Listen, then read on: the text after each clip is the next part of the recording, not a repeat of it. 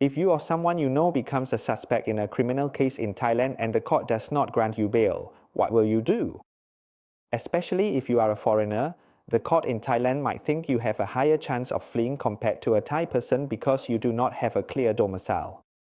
Today, I will tell you the legal methods that can increase your chances of being granted temporary release.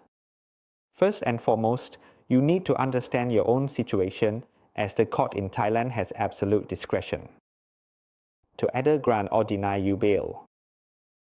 And especially if you are a foreigner, the court in Thailand might be concerned about the risk of fleeing, as you might have a higher chance of fleeing compared to a Thai person due to not having a clear domicile in Thailand. If the court in Thailand does not grant bail, there are two legal remedies. The first method is to submit a new bail application, which according to the law, you can submit as many times as you like.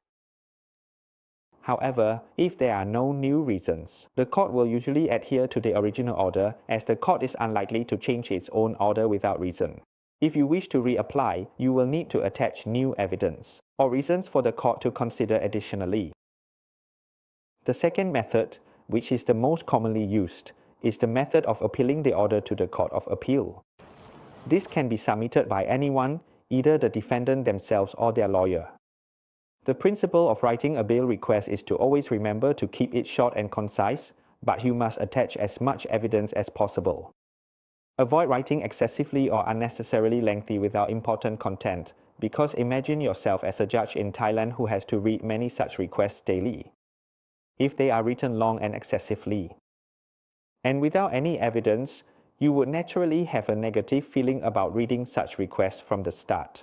The evidence that should be attached should include proof that you have a clear residence in Thailand, a stable job and income in Thailand, or it might show that you have voluntarily surrendered yourself from the beginning and have cooperated with the police throughout.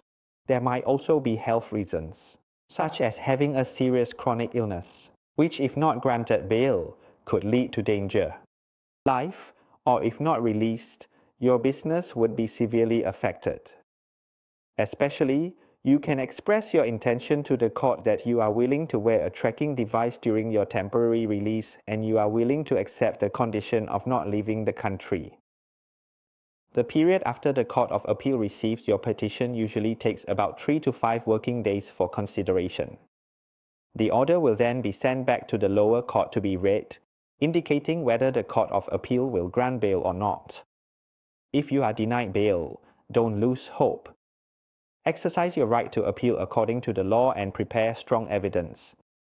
Again, it must be written concisely, but you should attach as much evidence as possible. The important thing is that you must ensure your appeal petition is well written from the start. If the Court of Appeal orders not to grant temporary release, the more times this happens, the more difficult it becomes to obtain temporary release in subsequent attempts. This is because the court would likely not want to reverse its decision without sufficient reason. Therefore, it is essential that you make your bail application as strong as possible from the beginning.